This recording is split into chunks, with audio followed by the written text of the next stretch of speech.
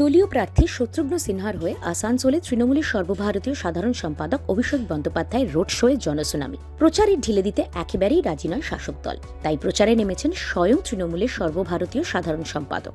বৃহস্পতিবার বালিগঞ্জ বিধানসভা উপনির্বাচনে তৃণমূল প্রার্থীর হয়ে রোড শো করেন অভিষেক।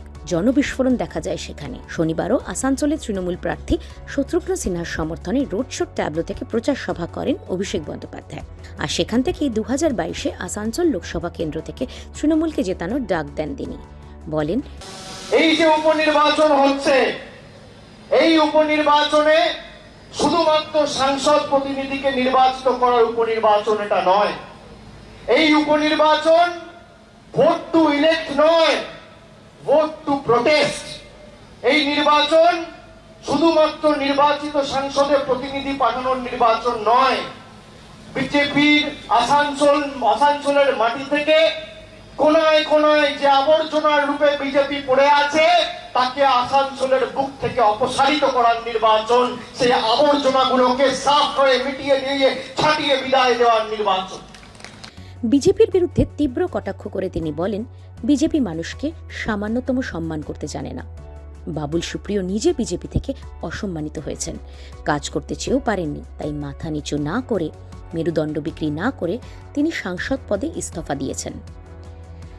কেন্দ্রে বিরোধী দলের বিরুদ্ধে কেন্দ্রের এজেন্সি দিয়ে হেনস্থা করার অভিযোগ তুলে অভিষেক বলেন, যারা ভেবেছে তৃণমূল কংগ্রেসকে একটা ইডি, একটা সিবিআই এর নোটিশ দিয়ে দমিয়ে রাখবো, তাদেরকে বলি এই দলটা কংগ্রেস সিপিএম নয়। এই দল অন্য ধাতুতে তৈরি, বিশুদ্ধ লোহাতে তৈরি। যত আঘাত করবে, যত প্রহার করবে, যত মারবে, যত তাতাবে, যত পোড়াবে, তৃণমূল কংগ্রেস তত শক্তিশালী হবে। আর তৃণমূল কংগ্রেসের কর্মীদের রাস্তায় নেমে প্রতিবাদের মানসিকতা এবং দৃঢ়তা আরো বাড়বে। এরপরই শ্রীলঙ্কার উদাহরণ তুলে অভিষেক বলেন, শ্রীলঙ্কার থেকে ভারতের অবস্থা 20 গুণ খারাপ করেছেন নরেন্দ্র মোদী সরকার। যেসব রাজ্যে ডাবল ইঞ্জিন সরকার, সেখানকার পরিস্থিতি সঙ্গীন। রবিশঙ্কর প্রসাদ আসানসোলে এসে অনেক কথা বলেছেন। তাকে বলবো, আগে নিজেদের জায়গা সামলান। মধ্যপ্রদেশের সাংবাদিকদের উপর অত্যাচার করেছে। ত্রিপুরার উদাহরণ টেনে তিনি বলেন, সেখানে বেকারত্বের হার বাংলার থেকে অনেক বেশি। গণতন্ত্র ভুলুণ্ঠিত। আপনি জানেন ভারতবর্ষের ঋণের পরিমাণ কত? কেন্দ্র সরকার কত টাকা ঋণ করেছে? ক্যামেরা রয়েছে তো, অন্য করে বলছি, আমাকে ভুল প্রমাণ করে জেলে ঢোকাও। যদি ক্ষমতা থাকে বিজেপির কোন ছোট বড় মাঝারি মেজর নেতা, অন রেকর্ড আমি চ্যালেঞ্জ করে দিয়ে যাচ্ছি, ভারতবর্ষের কেন্দ্র সরকারের ঋণ কত জানেন? 155 লক্ষ কোটি টাকা। কত টাকা? 155 লক্ষ কোটি, মানে 1,55,00,000 কোটি টাকা ঋণ করেছে নরেন্দ্র মোদী সরকার। শ্রীলঙ্কার ঋণ কত?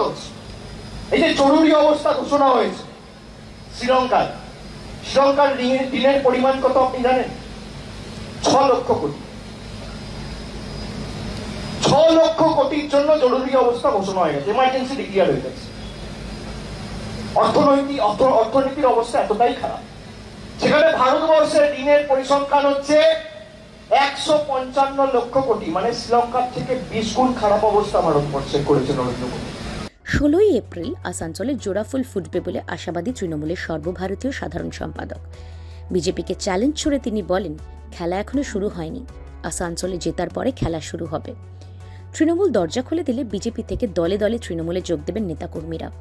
বাংলায় বিজেপির কোনো স্থান নেই, আমার ফোন ট্যাপ করেও হেরেছে, লজ্জা নেই।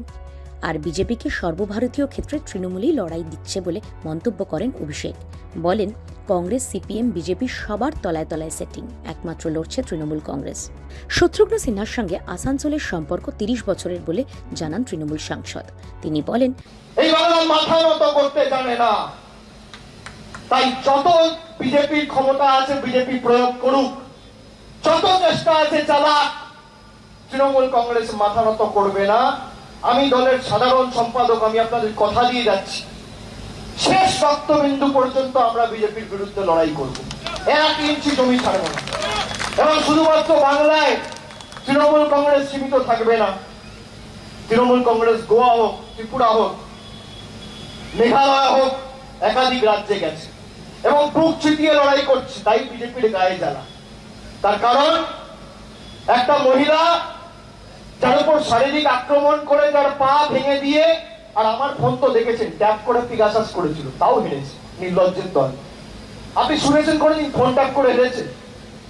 ফোন ট্যাপ করে পা ভেঙে গালাগালি দিয়ে ইডি লাগিয়ে সিবিআই লাগিয়ে সব লাগিয়ে তারপর দোহারা হেরেছে। এদেরকে কি বলবে? পরের বার যখন আপনারা প্রস্তুতি নেবেন একটু ভালো করে নিয়ে আসবেন।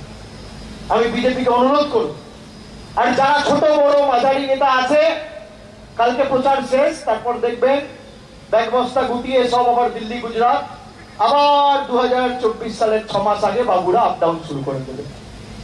আমি সেই কারণে বলেছিলাম মোদিবাবু আসে মোদিবাবু যায়, বাংলা নিজের, বহিরাগত আসে বহিরাগত যায়। আর এবার আপনারা যাকে প্রার্থী পেয়েছেন, বিজেপি বলছে কি বাইরে, কিন্তু শত্রুঘ্ন সিনহার সাথে आसनसोल आर्थिक संपर्क। 30 साल पहले आप आए थे काला पत्थर का शूटिंग करने, तो 30 साल का ये संपर्क है, 30 साल का ये रिश्ता है जो आपको निभाना है। শনিবার বিকেলে আসানসোল দ্য গ্র্যান্ড হোটেল থেকে গির্জা মোড় পর্যন্ত 3 কিলোমিটার রোড শো হয়। মিছিলে অভিষেক, শত্রুঘ্ন সিনহা, তার স্ত্রী ছিলেন সাংসদ কল্যাণ বন্দ্যোপাধ্যায়, মন্ত্রী মলয় ঘটক সহ বিধায়ক কাউন্সিলররা।